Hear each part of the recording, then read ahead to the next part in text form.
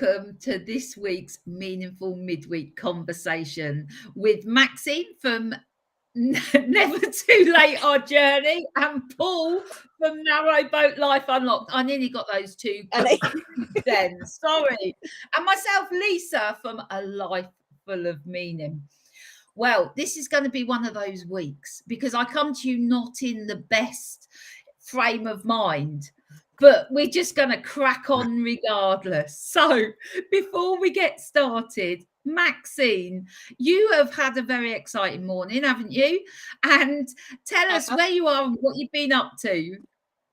At the moment we're moored in Retford on the Chesterfield, and yeah, yesterday I got a message on Facebook Messenger from Never Too Late site saying, would I like to go on a chat? Oh, nothing to lose. Yeah, okay, I'll do it. They said it was on Zoom, but I just presumed that was for the audio. 10:20 this morning, I ended up live on Channel 5 on Zoom. Luckily, some hair, but and I, yeah. Love that. Love that. And is that aired today or is it going out tomorrow? We spoke. Oh, it was live as you spoke. Yeah. Love it. Love that. Love that. Brilliant. Brilliant. Paul, where are you and what are you up to? Yeah, well, I moved the boat again myself yesterday, and it's funny how we were talking about this before, weren't we? Because I used to sort of panic if I had to move the boat on my own, but I'm natural now. It's like nearly 2 years of being on the boat, and I moved for about an hour and a half. I'm getting faster at going through bridges because I know David Bramley said I was a bit slow going through bridges, so I'm like Luke Skywalker now, going through the Death Star. And yeah, we've moored up in a location not far from Anderton because we've got a big event this weekend, and I can't really talk about it too much, but I think you'll all know by Sunday afternoon, hopefully. That's it. Exciting times. Ooh. Exciting times. Oh, I love a bit of intrigue. Well, where am I? I'm here in the house and I am nursing a hangover. It's not good. It's not good, people. Not good at all. So I thought, let's take this and be inspired by it and start the conversation. Could you give up alcohol forever? That's the question I'm asking myself this morning, and I would love to hear what you think. So, can I just say before we start, I only had one glass of wine, albeit a large one, but it was just one. I didn't go on like a bender or anything, and it was lovely whilst drinking it. This morning I've woken up and I'm like, was it worth it? I'm asking myself that. So, a real quick poll from anyone who's watching and from Maxine and Paul, a yes or a no. Could you give up alcohol forever? Maxine? No. Okay. Paul? A yes or no answer? Yeah, just yes or no. What do you think? I can't give yes or no answers. Come on. Yes. Yes, you could. Okay. Yeah. So, I'd love to know. I would love to know what you think if you're watching. Kelly, she's saying yes. Mark, he is saying no. Alfie's saying yes and no. Hang on, Alfie's too young to drink alcohol. What's going on? So, Pete's saying we say it at every opportunity. Not sure if that's, can you give up alcohol? But yeah, anyway, yes. I mean, yes and no. I think that's maybe where I'm at, and maybe where you're at. Mark's, but although if life depended on it, begrudgingly, yes.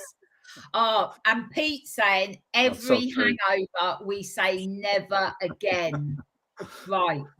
So let's have a look at this alcohol conversation then.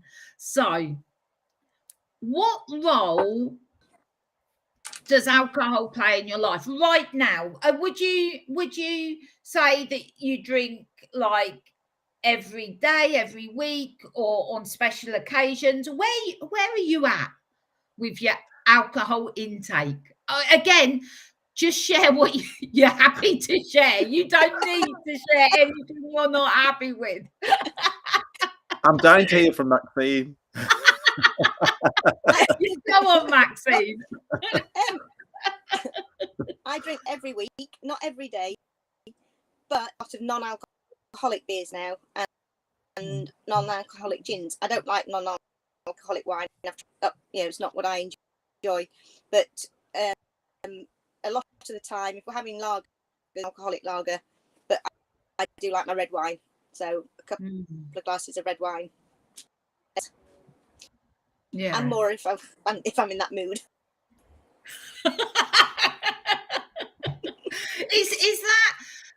Is that are you inspired to drink more, Maxine, when you're feeling crap or when you're feeling great, or does it either or?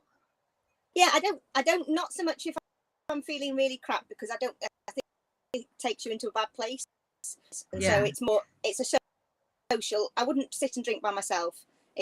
It's only if we're friends visiting us, or if Steve and I are just having a chilled out evening with some food and everything in a bottle. Right. Okay, thanks for sharing that. Paul, what about you? What role does alcohol play in your life now? I think we like to have a drink socially. So, we keep saying on every vlog, we're starting our diet, but we have tried to be very good. We're not drinking in the week unless... So, yeah, there's 2 bottles of wine on. And I actually said to Auntie last night, should we have a glass of wine? And he said no.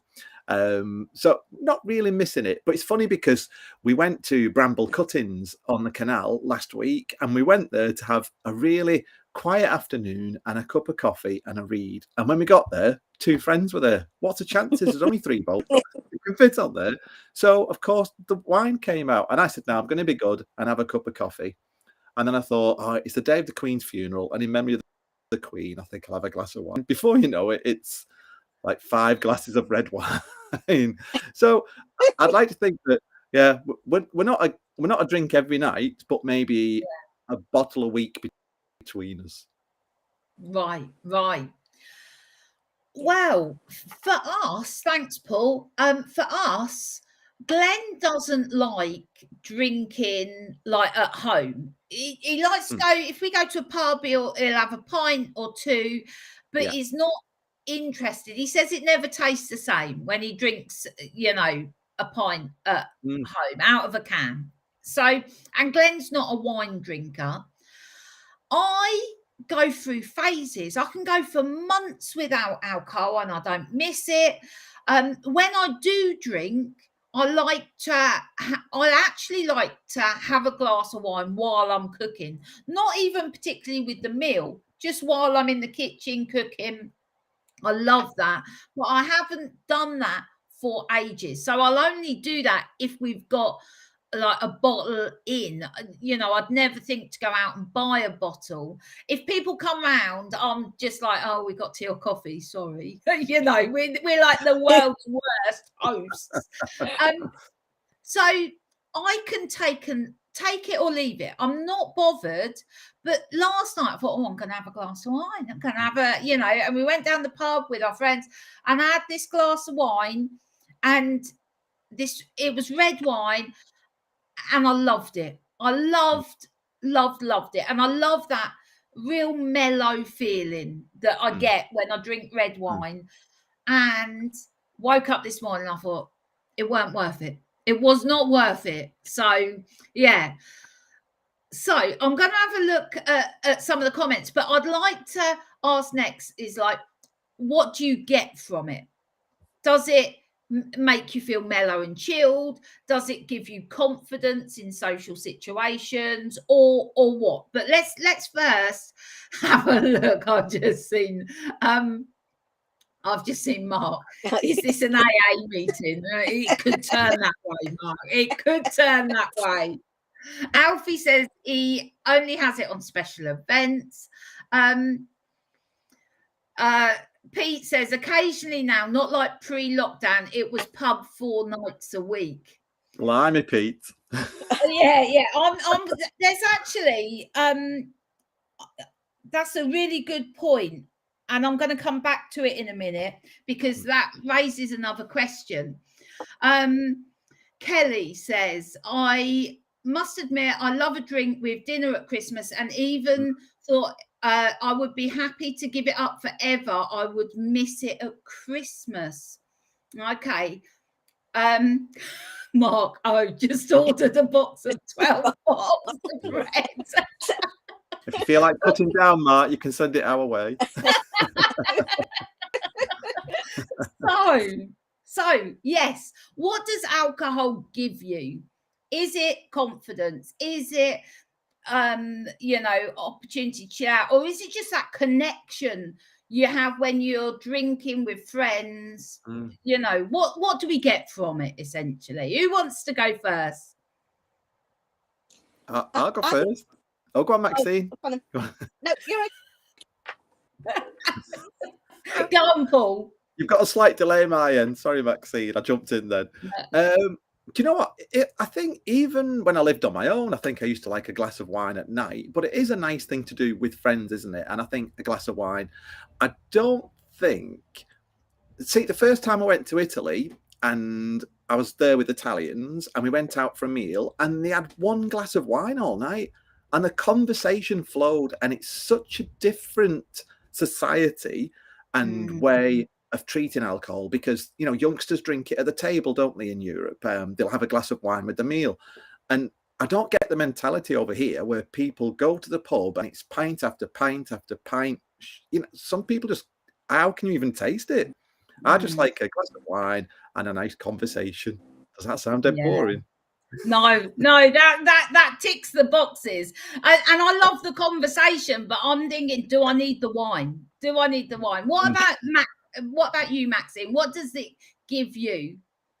I think it's just a sociable thing, and it just chills. I must admit, a fair few years ago, I used to drink it excessively sometimes, but that's what I realised that, and so now it is sociable, chill out, and I enjoy nice red wines. So I would get lots of different bottles, not all at once. I enjoy just trying different wines and different drinks. Right. Yeah. It's just liking the taste of something, isn't it? Like to try. Nice food. Yeah. I can go out and have a great time without alcohol. I know I can. And to be honest, because I won't drive if I've had even like one drop of alcohol. I'm just like it's alcohol or driving. So for me, I'm quite happy to be the driver because the alcohol bit doesn't bother me. Do you know what I mean? Yeah. So I can have a great time without alcohol. If I look back to years ago, I'm wondering, and I've never been a heavy drinker actually. My mum and dad weren't, didn't drink a lot. It's never been a big thing in our lives. But I wonder if I used alcohol as a confidence booster when I was younger. Do you recognise that? Would you say that you did the same when you were younger at all, or in social situations? Pretty much at all until I was probably into my 30s. So say that beginning a bit again, Maxine. I just lost you there. I didn't hardly ever have this. It was it just didn't interest me at all. I was in situations especially with work-wise and big meetings and things like in the evenings, you'd socialise because it's just to relax and help you become more social. Thanks, Maxine. What about you, Paul? When you were younger? Yeah, I don't think it was a confidence thing. I would just think that you felt like you fit in, and I think you'd feel like an outsider, especially when you're sort of 18 and you're going pub crawling and you go out with your mates and they're all having a laugh and a drink. And I just felt, but yeah, I've never been one for beer and lager, so that's probably a good thing, actually, isn't it? I like cider, but you can't gulp cider down. But yeah, I don't think it was a confidence thing. I think it's just that with your friends, I suppose that's a bad thing. Well, no, I think we, we do lots of things, don't we? That unconsciously at times. It's not a conscious thing. Like I'm going to have this to fit in. It's just we do. Yeah. I think that's the way we're conditioned, isn't it? So, let's have a look at some comments. Narrowboat Cheddington Adventures. I try not to drink during the week, but now, but at weekends I binge drink. Never good for the day after, though. I can attest to that. It's just, it worth? Avoid Phil at the weekend on his boat. What's that? Avoid Phil at the weekend if he's on his boat and he's been drinking all weekend. Pete says, lockdown showed us we didn't need it like we thought. We are happier at home and don't need the pub as we thought. I made a note, actually, Pete, when you talked about being at the pub 4 days a week. So we've got a pub around the corner from us here, which we call our local pub. We call it our local pub, even if we're miles away, right? And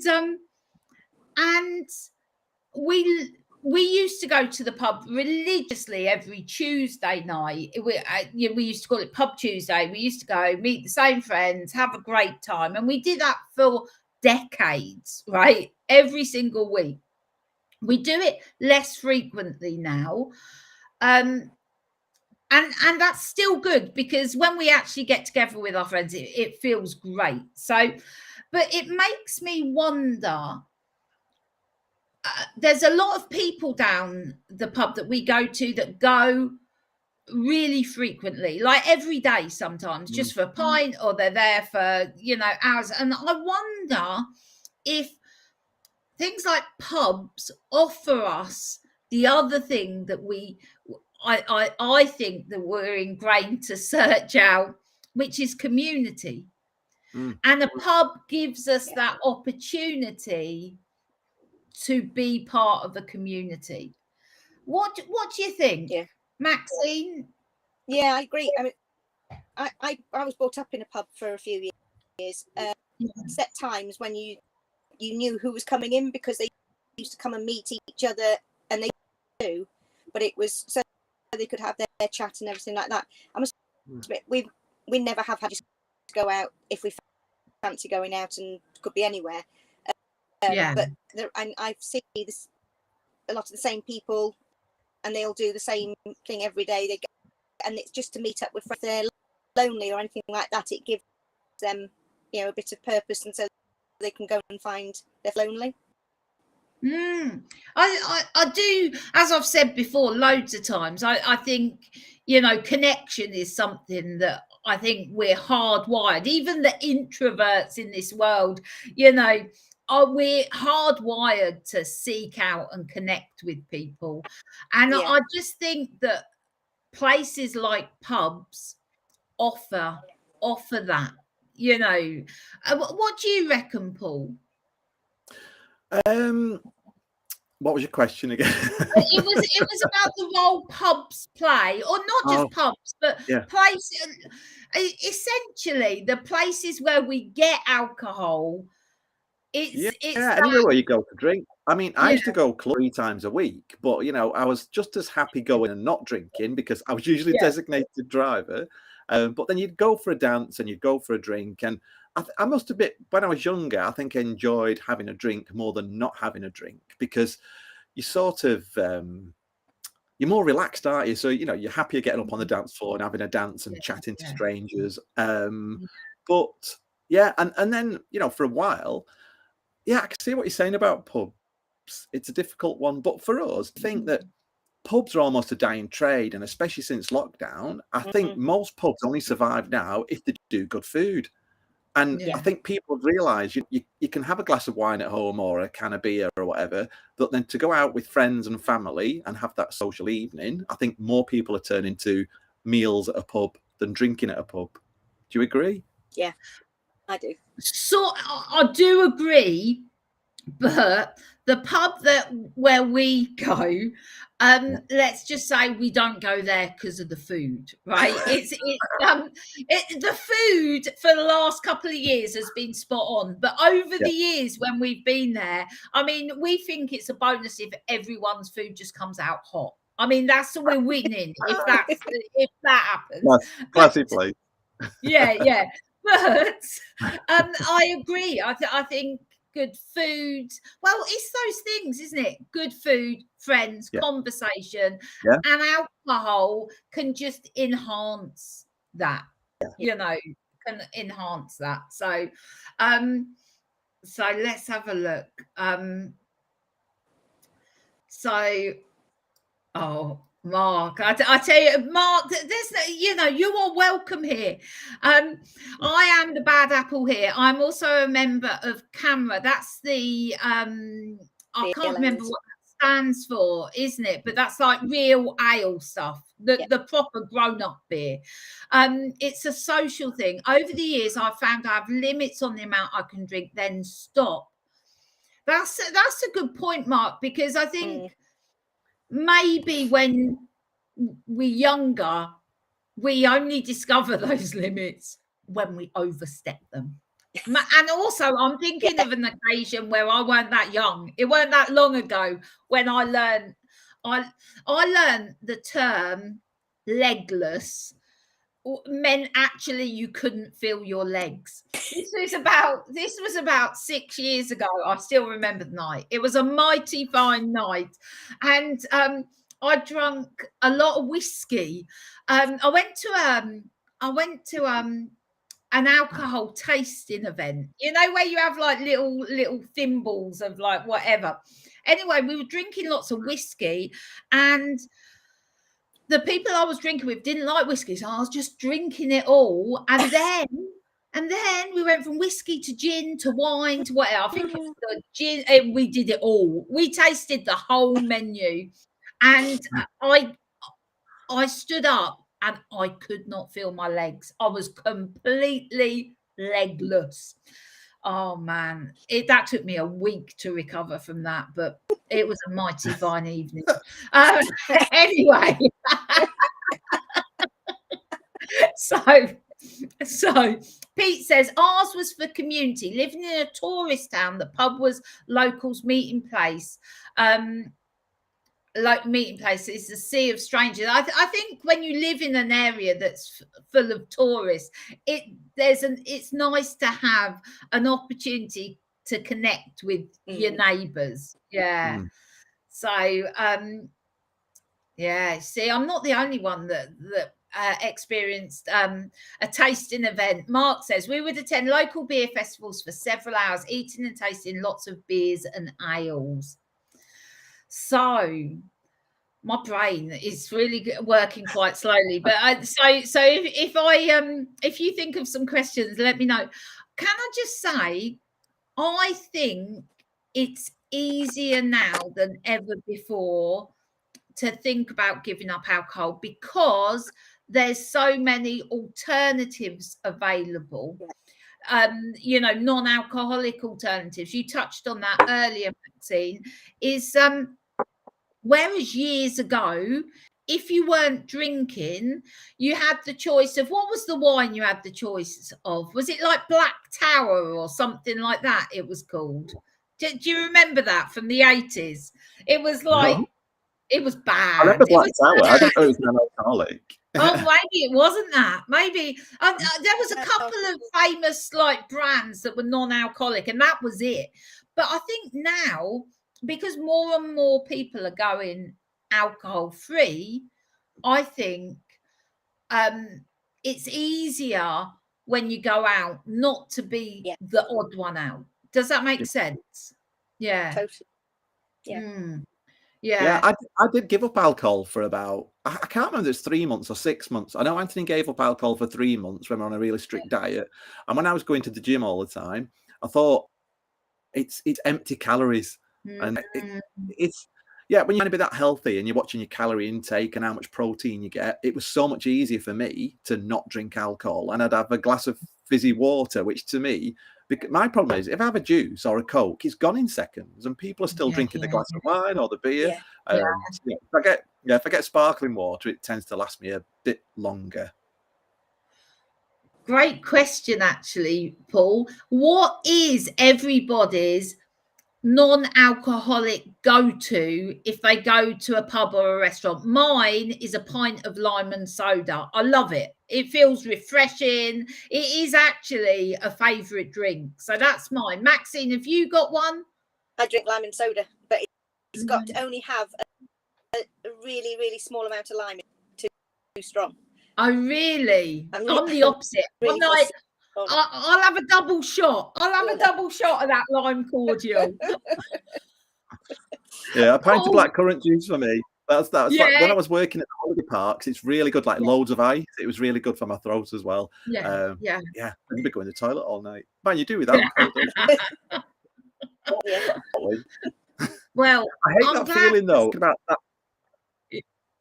Sorry, Lee. Talking about that night you were legless, and I think we've all had that feeling where we get into bed and the room's spinning, and it's just like being on a roundabout, and you think, "Oh, why have I drunk so much? Horrible. It's not worth it." It's horrible. I'm glad I'm not the only one. Mark had a near legless experience on the Napa Valley wine train in California. I mean, that just sounds great, doesn't it? Napa Valley wine train, love it. And Mark also says, lime and soda, yes, or Coke. The trouble is with like fizzy drinks like Coke or lemonade or whatever, I can only drink so much of it, and then I'm a bit like, I'm like, I can't do. I'm a wash with Coke. It's not, Anyway, talking of Coke, this leads us on to my next question that I've just thought of. Yeah. What's worse, alcohol or drugs? Ooh. Bloody hell. Well, I could give up drugs. I've got to admit, I've never really experienced drugs in any way, so that doesn't even come up. Yeah, that then, Maxine, never really. No, never. I'm thinking paracetamol, but what do we think is? I mean, these are massive questions that we can't possibly answer. But when I was growing up, right, in the 80s as a teenager, it was like, say no to drugs, just say no. And it was like drugs, like, bad. But nobody saw alcohol as a bad thing. It just wasn't. Yeah. It was just part of society. And it makes me wonder, I'm not saying drugs are a good thing, not at all, right? But it makes me wonder whether there's not enough, I think there's more awareness now of, the negative effects of alcohol. But yeah, it just makes me wonder, that whole drugs or alcohol question.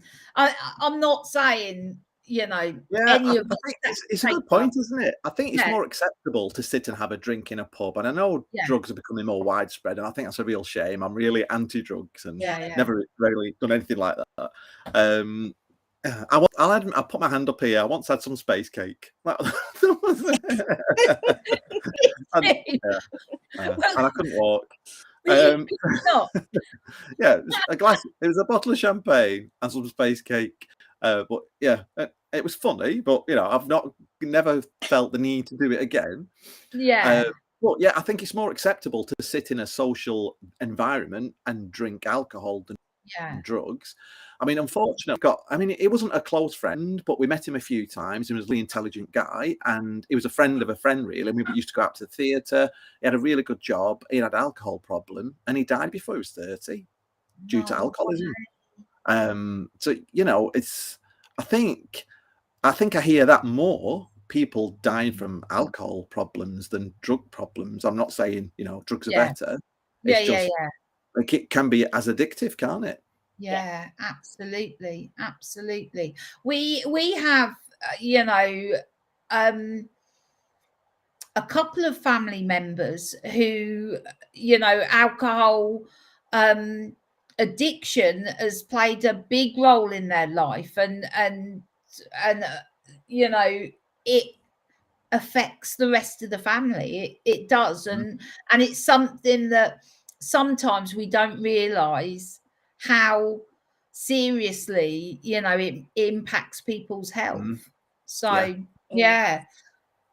What do you reckon, Maxine, about, you know, I don't even want to say like what's more dangerous, drugs or alcohol, but what I'm saying is, you know, do we underestimate the danger of alcohol?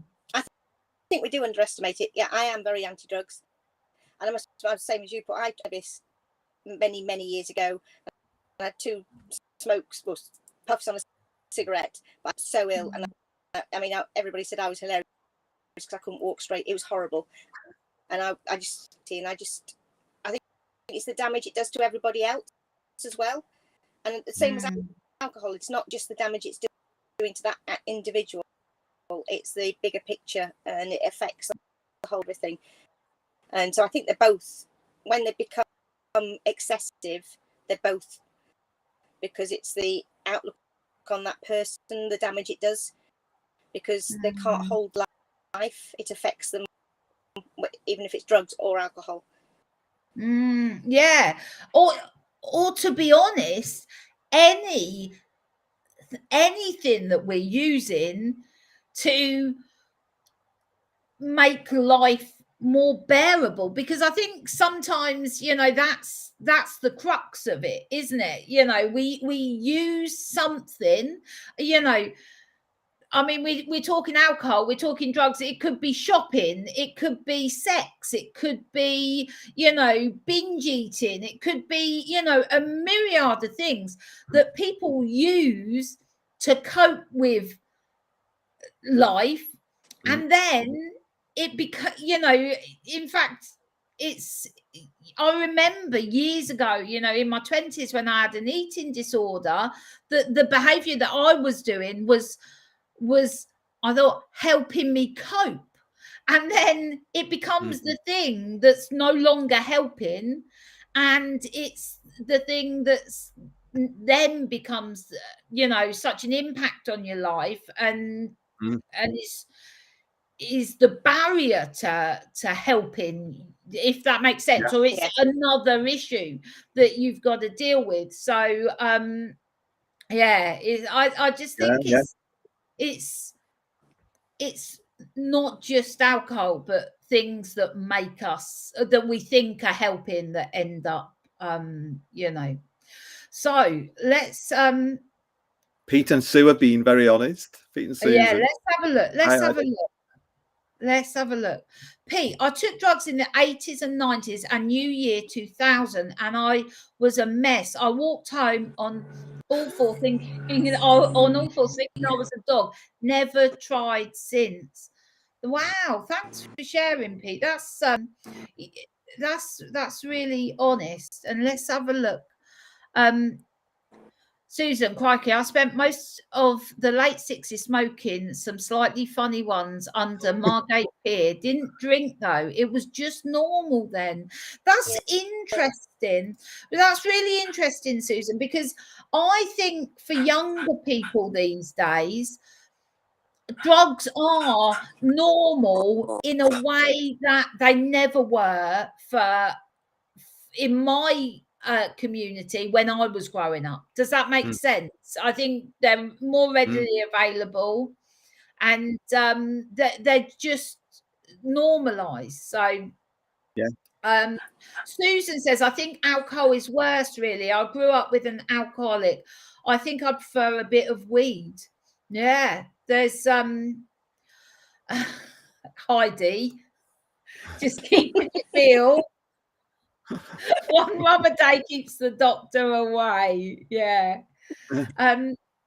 And Mark, I was at uni in the 90s and saw the effects of drugs on other course members, and that put me off. The bad trips I've witnessed don't need that.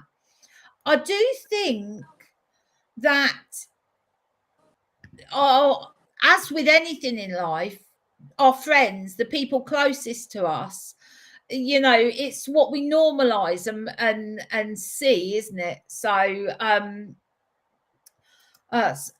Sally, I've had an eating disorder since I was 14 years old, and I'm still struggling at the age of 58. Oh, I'm really sorry to hear that, Sally. When I had my eating disorder, they warned me, I suppose the word was, is that eating disorders that behavior can carry on through your life. It's very difficult to, I hate the word cure, but you know, cure yourself. And I feel incredibly fortunate that I've completely changed everything about my life from that time. Well, I don't think I've changed my thinking, which changes my behavior, if that makes sense. But you know, I think eating disorders and addictions, you know, they're common. A lot of people struggle, and we do the stuff that we think is going to help us feel better. So yeah, you're not alone, Sally. So what was I going to say next? We've gone dark, haven't we? We've gone deep. We have, and I love that. I love that. It's like, you know, it's the tough stuff that it's the tough stuff. It's real life, isn't it? So we've talked about alcohol. I think I could give it up. Susan's put, addiction of any sort are tough, and I think there's more than we realise. Absolutely. And I think more than, if you like, official addictions, you know, we know, you know, we can recognise something as an addiction. Sometimes it's easier to recognise it in others, but I think we all have behaviours, you know, that we might not recognize as addictions, but things that we use to self-soothe, if you like, to make us feel better. So Pete's just said, major sugar addiction here. Yes, it's real. Well, that is what I was coming on to. So we've said about alcohol. Could you give that up forever? What about chocolate? Oh, go on, Maxine. Oh, now tell us. I wouldn't. If I had, if it was something to do with my health, then yes, I could, because I had a daughter that she was diabetic, so she didn't have chocolate, and so we didn't have it in the house. So but if it's not, no, because as long as it's dark chocolate, I don't mind about. But now and again, with a glass of red wine and some dark chocolate, that is just bliss. Yeah, absolutely. Paul, what about you? Could you give up chocolate forever? No. Definitely not. If it was a choice of wine and chocolate, I'd give up the wine. And do you know what's interesting though? I think I've said this before. When I was on this health kick, sorry to keep going on about it. Yeah, no, go. I'd have maybe one piece of dark chocolate, and every few nights or once a week, and it tasted like heaven. And I think maybe that's what we need to do, is sort of cut back on the things that make us feel good, and then we appreciate it more when we've got it. Because again, you know, cake. If you've not had cake for ages because you've been on a diet, and then you have that piece of cake, it's to die for, isn't it? It is. Well, Could I give Slavering. I'm just like we all eat cake now. I mean, to be honest, all I've had all morning is chocolate biscuits. So Nice. could I give up chocolate forever? I could give up alcohol forever. Yeah.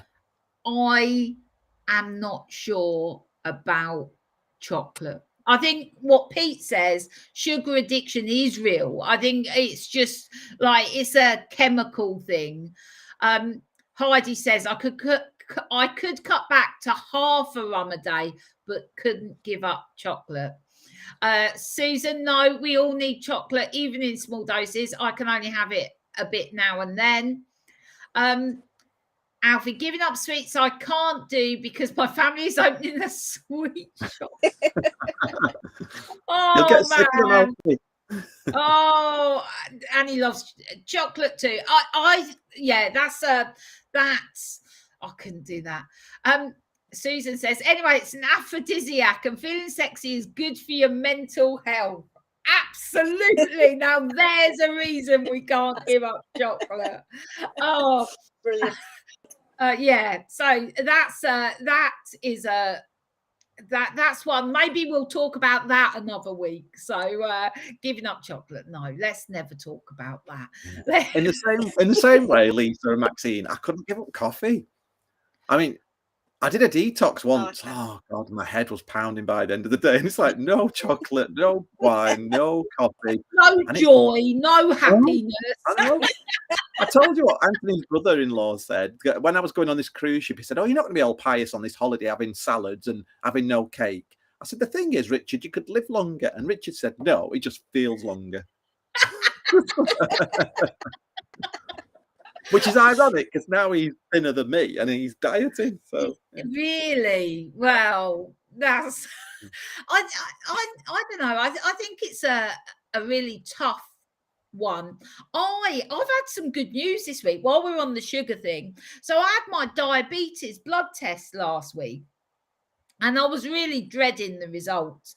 And the doctors rang me yesterday. I thought, oh, here we go. Like, you know it's bad when they're ringing you.